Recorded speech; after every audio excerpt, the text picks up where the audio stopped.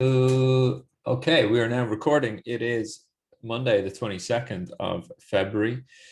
We've had an interesting market today. Just let me switch to a different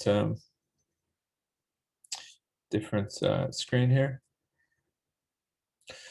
And let me close the door.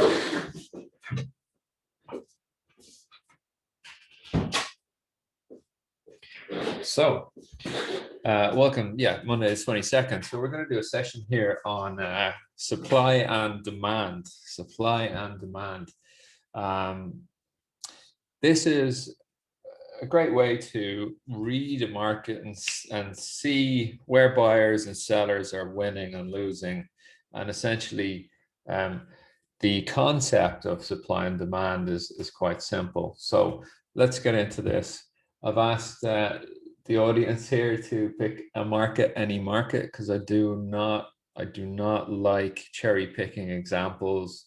Of like, oh, look at what happened here like a billion years ago when everything lined up perfectly with what I'm going to talk about.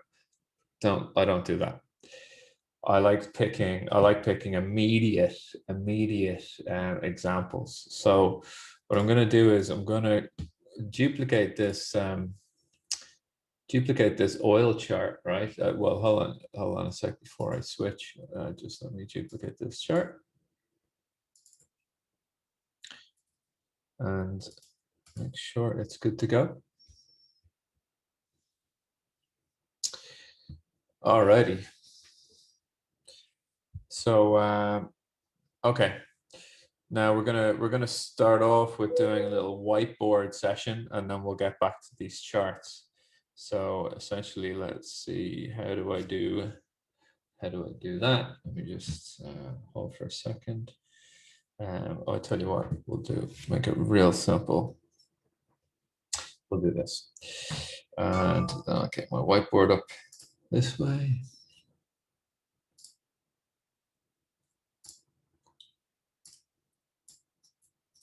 Okay. All right. So supply and demand. Here we go.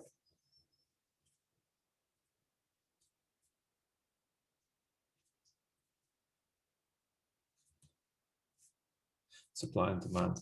Essentially, this is of the theory that in the market, as we move around all day,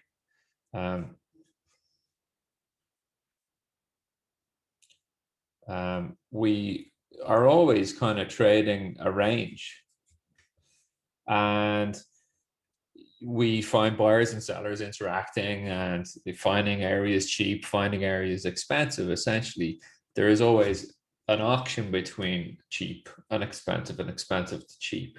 And you're probably familiar with the concept of, or the terminology certainly, of fair value, and that will be in between expensive and cheap, right?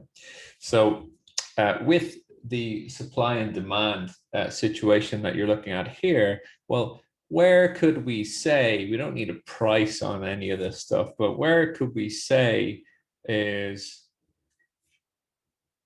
cheap, where is expensive, and where is fair value? UK Johnson suggests that furlough scheme will last until at least the summer, saying will not pull the rug out.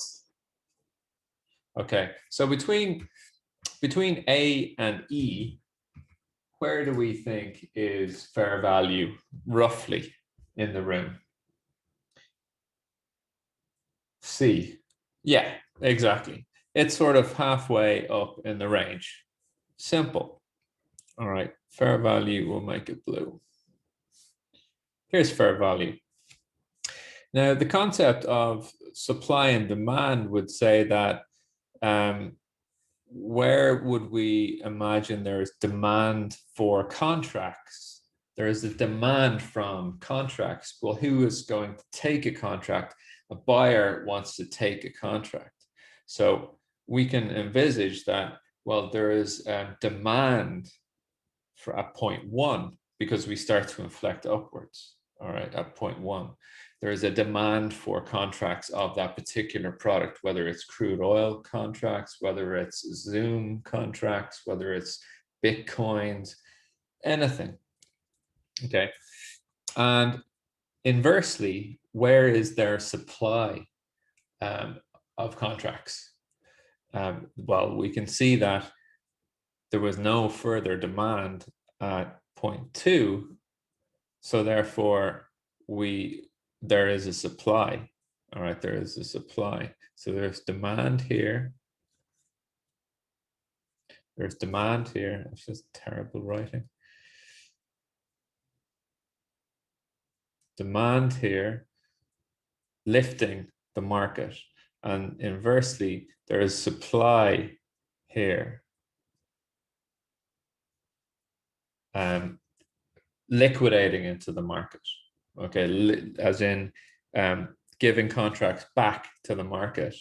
If you're a buyer, you're owning the contract, looking for price to appreciate, and when you're a seller, you're borrowing contracts essentially in equities. You're borrowing contracts, or in any product, you're borrowing contracts to hold and feed into the market and then buy them back. There is an excess supply of contracts coming onto the market at point 2, whereas essentially there is a perceived scarcity of contracts at point 1, and that scarcity can be created by in the futures market, certainly by the idea that this market is undersupplied in the case of oil. But I don't want to get into a crossover situation here of explaining this, but essentially there are lots of reasons why there will be increased demand for contracts of any sorts. And so when we look to see if a market is strong or weak, all right, we essentially look for points of inflection where demand is obvious and supply is obvious. And so we can see here that really, even though point C is perhaps between point C or maybe somewhere here, would be about right, actually, to just kind of put a finer point on the midpoint. This would be kind of, where fair value would be on this given whole entire movement. Now, there are people that would say, well, fair value is at market right now. If you want to know what the price, where everything in real time is priced, well, that's what the at market price is. However, when you're trading intraday, you're trading the inefficiencies of something is too cheap, you buy it. Something is too expensive, you sell it. Okay, so it's quite important to know where we are in that process within a day. So you don't want to be buying something when it's expensive and there is no perceived premium coming into the market to make it more expensive. So this is the bare bones of it. But let's go to the charts now and have a look at how this plays out. I mean, from a theoretical and fundamental point of view, there's one more thing I do want to cover, and that's persistent demand and persistent supply. So essentially, when we move from say point X to point Y and to point Z here, essentially we have buyers coming in on demand and they're not liquidating. Everyone essentially, you can figure, is buying between point X and Y. There is demand being filled, and therefore people are not essentially then, well, some people like scalpers would essentially buy at X, sell it at Y. Then other people will be buying at X, selling at Z. Then other people will be buying at X and selling at, well, let's say 2, all right, in a picture perfect world. And then you have like scalp to position traders like me. You're buying at X, you're selling some at Y, you're selling some here, you're selling some here, you're selling some here. And we see that with some of the trades that we post up, right? And that comes down to what your strategy is, what your comfort level is in where you want to hold this product to. But you need to be aware that buyers at X will more than likely also be buyers at Z. And buyers at X and Z will, what do you think they're going to do here at point W here? They're probably going to buy some more here. So these are all buying inflection points in an overall area of demand. And we can see that the area of demand really runs out at these tops here from starting down here. So what if we project forward? What if we project forward in time? Now, maybe we can start to see something happening here.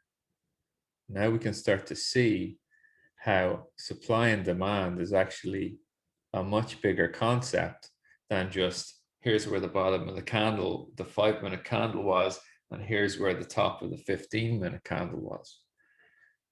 Now, in relation to what you might seemingly, or it might seemingly look like I just drew a market randomly. Now we see a market that is rotated from X to up to here. And because we have the tops here, there's very little demand. Now, what if I, from point, say, C, right? From point C, what can we say about here? Does anyone in the room want to tell me what we can say about here? About where I'm highlighting at this point here with the arrow. What can we say about this? Okay, well, we can see that there is demand, but what happens to that demand at that point? Well, we put in what I would kind of call an excess high that is not supported by on the pullback. We pull back to the top of the demand area. More really, the better question actually is, the better question is this. What happens here? Right here. What happens here? Does anyone want to hazard a guess as to what happens here? No? Okay. Well, what's happening here is there is no more demand for contracts. And in fact, the buyers at X, Y, and Z, and even W in this demand area here are liquidating. This is the demand area.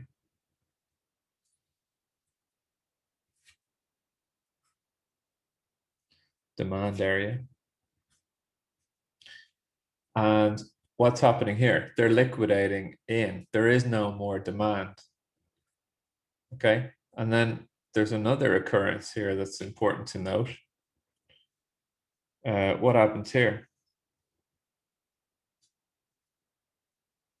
Well, up here, there is no more demand.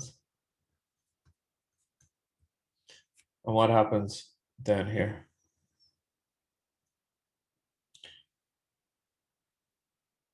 Well, what we get down here, this, okay, hold on. Zed Caxer. I'm just going to call you Zaxter. Zaxter, the Zaxter.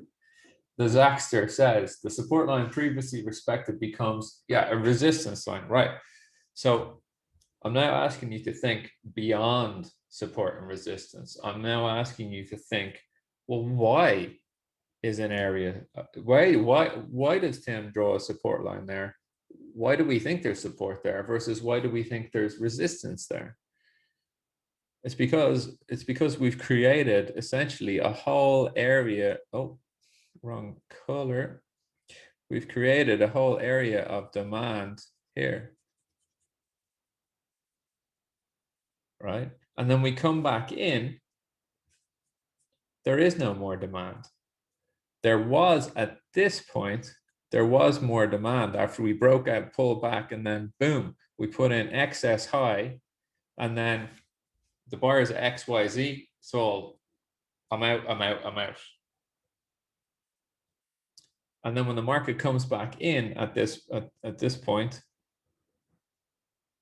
well, then they're taking the other side. And you guys and girls often see me say, right, I'm flipped. I've been selling this thing and now I'm buying it. And so we come back in and we go the other way and we complete what's called an auction. And at this point here, what happens is we're actually doing range expansion, and where there was a demand area, we now have a supply area. Okay, we now have a supply area. Now, this is one of the most important fundamental aspects of any market. Any market. Houses, the price of cars, the price of milk, the price of oil contracts, the price of the euro, anything. This is anything. And there's people who I've worked with who have used this method in lots of different ways, to study markets of all sorts, not just futures markets, not just equities, derivatives, securities, lots of different ways. And so essentially, this is also how a bot studies market behavior. So what we have then here is a whole supply area. So when we drop out of a demand area, when we drop out at this point, down, pull back, well, now this makes sense to maybe some of the areas that you see on my chart all the time. We drop out, we pull back, get short, boom.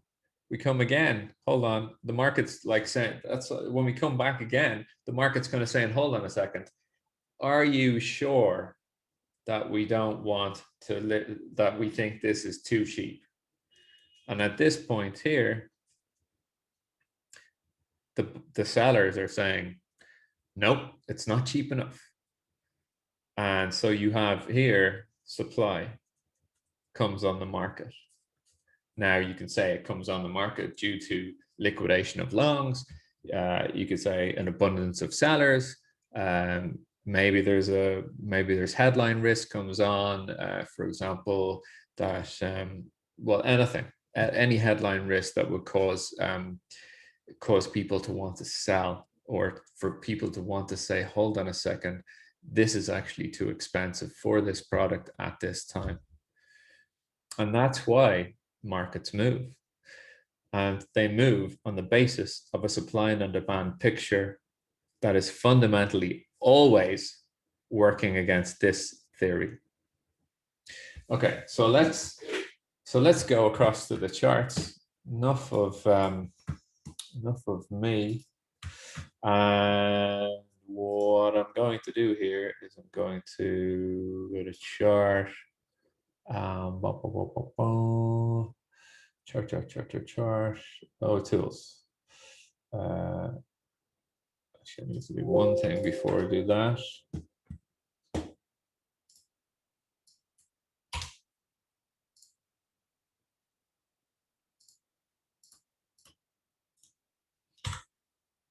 Now, for some people, this might actually blow your mind.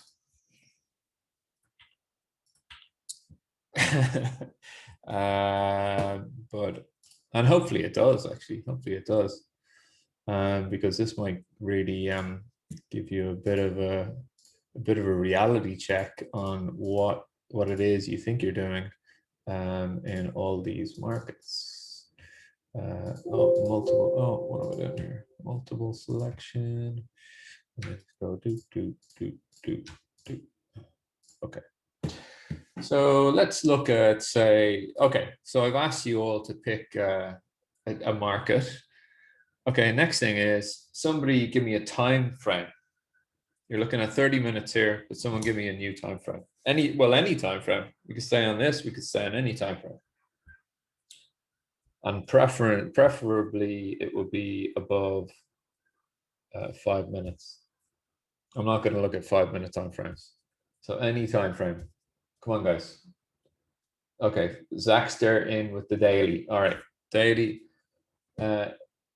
Okay, James in with 2 days. All right, we'll do both. We'll start with daily. We'll start with daily.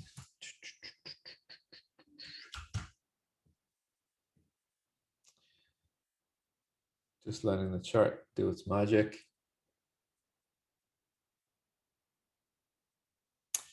Just let me tidy this up.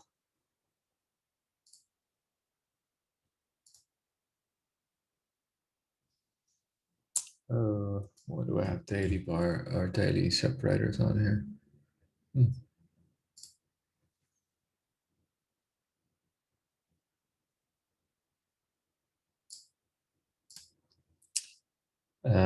Oh, there we go. Highlight days and time frames.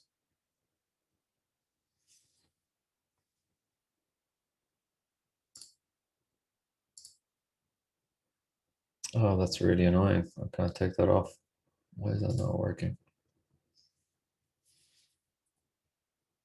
Let me see. Just change this. There we go. Perfect.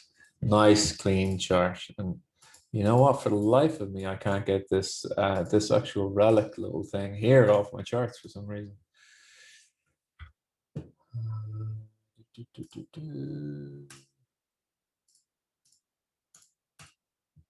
Yeah, it's weird. This April 21 date line is on here, but the thing is, it's not even April 21st on that marker. Let me see if I can just fix that up because it's very annoying.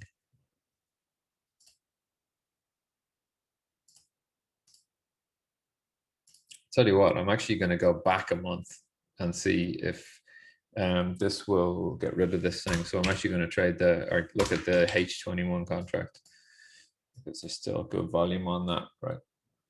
And we have another thing to contend with. Okay, we'll live with it. All right, we'll live with it. Okay, so we've got our market, random market. We've got a time frame, random time frame. We have, let's go back to the daily bar here.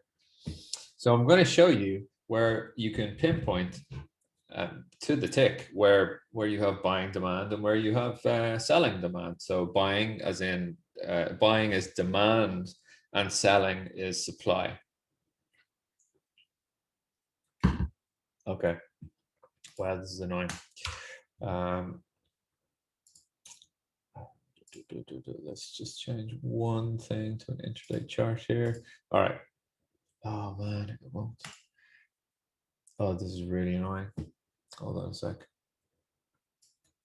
Let me get my daily oil chart up instead. Let's see if I can fix this thing.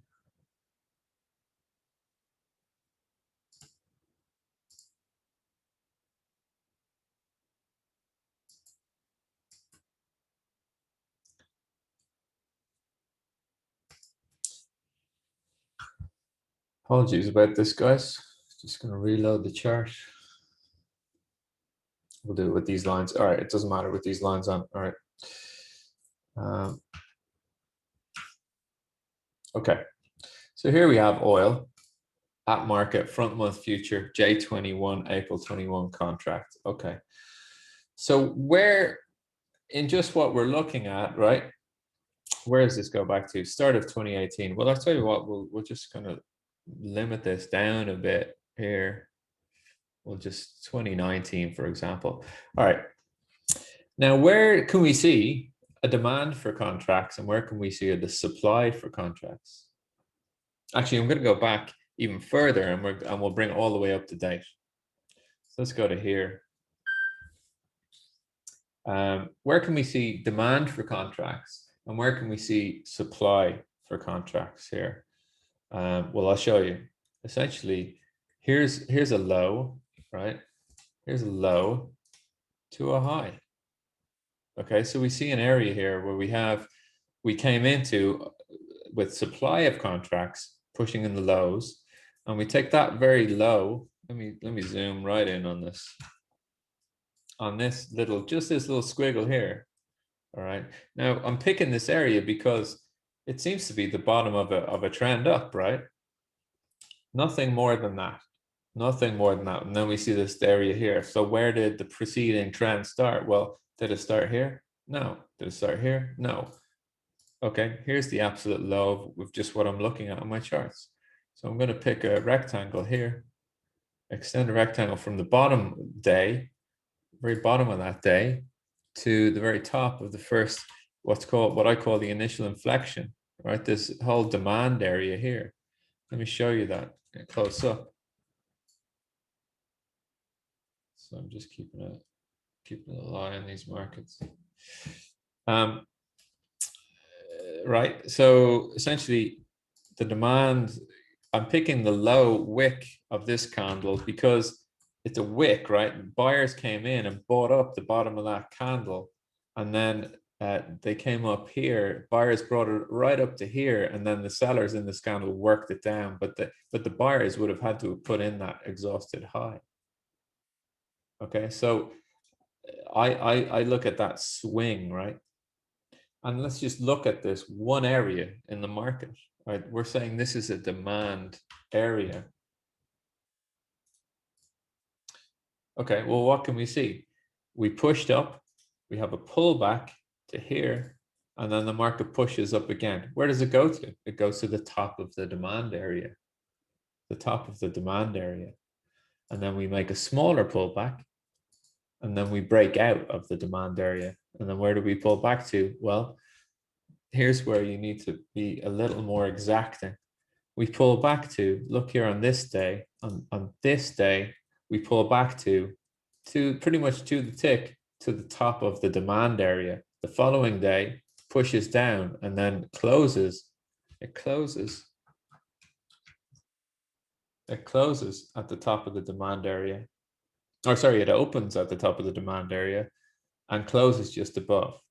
The next, this is very weak here. And next day we push in, and it's a bit messy here, a bit messy, but overall we're sitting at the top of a demand area with fair value somewhere in and around, I would say here, somewhere around the middle. It doesn't even have to be that to the tick like that. It'd be somewhere like that, right? So where do we, when we pull back in, well, why do you think the market then, what do you think the market's going to do when it's broken out of a demand area where there's been good demand for products for this product for 1, 2, 3, 4, 5, 6, 7, 8 days straight, and then we find it very hard to come back down. So when we do come back in, well, you can say to yourself from a demand area, you can say that, well, really, any selling after we've had the confirmed couple of days breakout, any selling into here will be bought up. And sure enough, it was bought up. When we eventually start to get, all these days eventually end up back on the top of the demand area, and then the market moves away from there. Look at the excess put in on the low here. Now these are daily bars. Excess put in on the low here, and then away we go.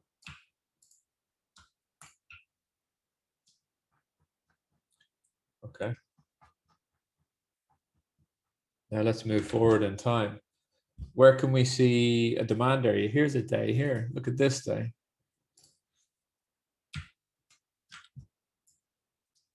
Low to the high. Look what happens. Well, look what happens here. We go out on the bottom, it gets blown out. And then the sellers take control here, push down. And then when we come back in, where do we head to? Top of this area. This is very simplex supply and demand. Top of the area, 1, 2, 3 days, and we stay back within the range. Then back up to the top. 1, 2, 3 days hammering on it. 4th day breakout. Any selling back into the supply area, or sorry, demand area. is bought up, and we continue on with the trend. So essentially this is demand. And then we push on up here. Okay, some supply now. Look at this supply. Look at this. You could kind of, I'm seeing supply coming in three areas here. Selling, 2 days of selling, then lots of selling. Okay. So you can kind of see here that there's multiple days like this, whereby, you know, the market is, there's just no more demand up here on these highs. But to look at pure play supply and demand area, supply, I would say from top here down to here. This is a supply area. Okay. So we would only know the full breadth of the supply area at this point, for example. So how do we use this to our advantage? Well, you would say, well, I really want to be on oil on the longs for a sustained amount of time, for a longer trade. So I really only want to trade this thing when we break out, and we can find, when we get rid of these sellers, these sellers here, these sellers. And so sure enough, we come up here, we don't have any days confirmed on the breakout. We're back in. And then look at what happens here when we break out. When we break out, look at this. Look at this candle here. Pulls back. Where does it go to? Top of the area. Top of the area, right? And look what happens here. Any selling into that area on this day is bought up again. And the following day opens near the prior day's highs, and off we go to the races. So your indication that we are now going to be going up is this day here, which cannot close back into the area, as in, you know, the safe space for the sellers in a way, right? It's like their safe space. You know, look at what they're doing here. They're staying in their safe space, and they're trading in support of their supply area here, at this area here, right? But at this area here, we see the buyers actually holding the price up, and again here, and then off we go. See the move that we get out of this. Now, what's interesting is that we pull back down here, and the first test of the supply area is bought back up again. But we just have one bullish engulfing day, actually the following day, and then strangely enough, we come back down. This is the 18th of July, I think 2020, is that right? No, sorry, no, it wouldn't have been. I don't actually know what year this is. Oh, it's 2018. Right. And we push in, but now the sellers are weak in this area of supply.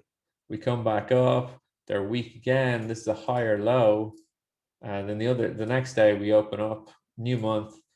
But the point is that the sellers now, we have a dissonance that the sellers should be trading us back down at least to the middle of this supply area, quick smart, but they're not.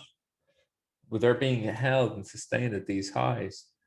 And so the cleanest trade is really trying to get the breakout and trading against the 75.04s on the longs, because these sellers are all pretty much cooked, and they can't control their area anymore.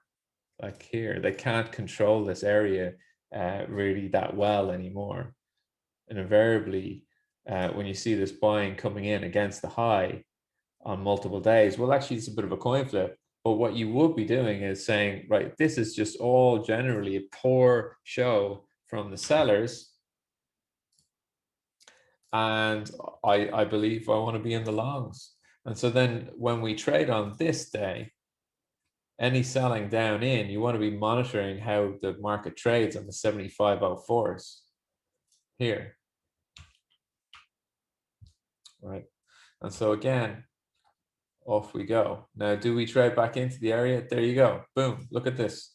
Demand has come in again on the top of that supply area. Do we trade it again? yeah, back in here, right? We come back in, and here, for me, looking at this day here, I'd be like, okay, the buyers are totally cooked.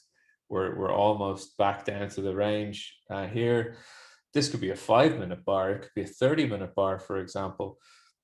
So I would say that this market would probably, I don't even know what this market's going to do, but it would probably come back up to here, and then it's going to be a bit messy on this area, but ultimately the shorts will drive this down. Okay, now they just drive it down anyway, right? See that? The buyers are cooked. The buyers are cooked. And we have the roof of 75.04, and look what this market did. And now this is a very messy reaction on the bottom. But see, the buyers trying to lift it now off the bottoms. Sellers trying to drive it down again. But look at this now, they can't do it. So I would say that we're going up in oil here now. Oh, boom, stopped, done. These sellers are really in control. I should have known, actually. It's where are we now? Oh, we're January 19 now. And look at this. Now look at this. Now, remember this area? Remember this area? So we trade in, and look what's happening. There's demand again for some contracts. Okay, demand is 61.42. Oh no, smashed. Okay, and so on and so forth. You would live for inflections like this. Absolutely live for fast inflections like this if you're just trading the supply and demand picture on oil from on the daily bars, and you know, from whenever this date is here, right? June 2017. You would be tracking this. You probably do a better job with the supply and demand analysis than I have. But this is the general theory, right? And we see, well, fast forward through the market, see the reactions here, for example, on the bottom of the supply area. All right, the sellers are actually coming in here saying, well, I know you buyers want this to go back up into our area. Oh, but we're not having that. We're selling that. And then the buyers fighting against them, sellers here getting bought back up. And then up we go. And then look at where we turn here. And down we come. Now, really, you can kind of go back as far as you want and say measure supply and demand from different areas here. All right, different areas. And so when I would see an area that gets kind of scrubbed over, it's like here, I would kind of start to say, well, maybe there's another reference. Maybe there's a different picture going on here. Maybe I need to start tracking a new area at, sorry, probably this point here. I would say, right, here's supply, and maybe here is resupply. You know, just here, maybe even that obvious one there. But all the time, you're now. I don't like really use this that much. I just kind of have it baked into my brain. This is how I view buying and selling on the market, though, as in, right, the buyers are weak here, the sellers are weak there. You know, you kind of need to be careful with how you're picking the areas, but essentially look at the reactions here. I mean, if I extend this on, yeah, it doesn't quite get there. So, but quite a nice target on the upside here during this little bull run. So that's it. But the thing is, if we move forward into, oh yeah, welcome to 2020. If we move forward in time, I mean, look at, see the demand area we drew from 2016. It was the low here pre-COVID in 2020. Look at that, to the tick almost. Now, if I go to a 2-day, you're probably wanting to for me to show you the 2-day version of this. We could do that. We could do that now. for sure. It's going to be pretty dirty.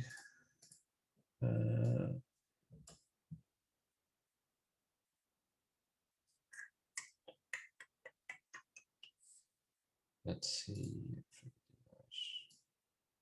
Intraday chart.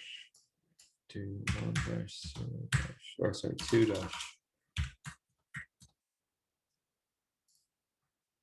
Let's see if it's going to let me do that, because it's kind of being a little bit temperamental at the moment, this system.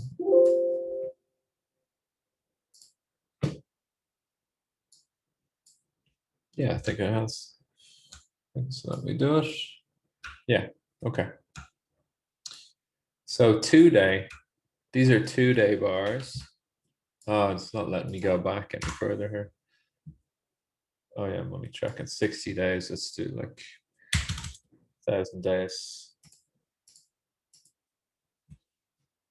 Hopefully it keeps the 2-day bars. Okay, we have 2-day bars. It's a little bit cleaner actually in some of these areas, but if we go back to where we started drawing, well, we can't actually, no. Let's do 4,000. So are there any questions about this at all? I'm sure people have some questions about it, about some of it. But it is quite simple, and it makes an absolute ton of sense. Essentially, when you're looking at the candles, when you're looking at the market, it makes sense as to why we're supported in areas, why we're resistant in areas, so on and so forth. Now, actually, the I'll just delete all of these and start again.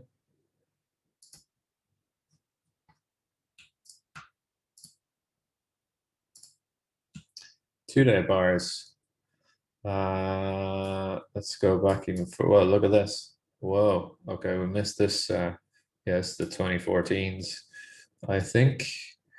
We're not going to get any action above 80s there, but we could probably say that this whole area here is a supply area. It's consolidation for then supply. We could say this whole area, right, is just an area interested in supplying, people consolidating orders to short and sell and feed into the market. Well, there's a push down, and we push down from here. Or you could say, listen, we're going to go from the top there. Well, I don't want to take the whole area. I want to see if that area trades. Yeah. So look at this. Multiple years later, actually, this is 2015 and this is 2018. So you're getting trade coming back in here, but it can't hold the area. So what you would do on a 2-day chart, for example, you say, well, listen, I want like a close below here, and I want to see the buyers fail. So maybe you'd be like, right, buying day, which is the pullback day, well, you know, we break down out of this area on the shorts. And because of the scope of this, it's 2-day chart, multiple years, you're looking at, well, you know, 1 or 2 days selling down, well, you're going to get a pullback, and your first pullback opportunities here. It would be absolutely beautiful if you got the pullback opportunity to here. However, you're trading some massive levels here. And sure enough, you get into the short, down you go. You know, swing trading, boys and girls. Short there into the zone. Say entry here. Hold that for like what, a month. That's 16,500 per contract traded.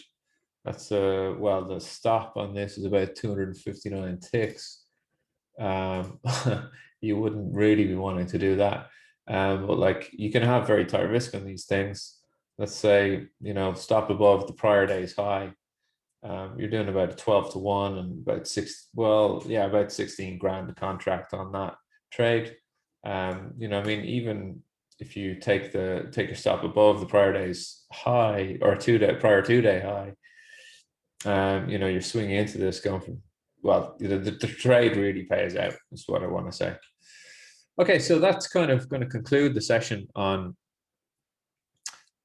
supply and demand. You can do this with any market. It doesn't really work if you have Heiken Ashi on your charts. It can do actually. I don't want to say that. No, it can do if you have Heiken Ashi averaging on your candlestick bars. But yeah, any questions, feel free to pop them my way in the Discord or the Zoom chat. And as we're coming up on 4:30, this is where I'm going to leave you. So have a great evening, and we'll see you tomorrow. Cheers.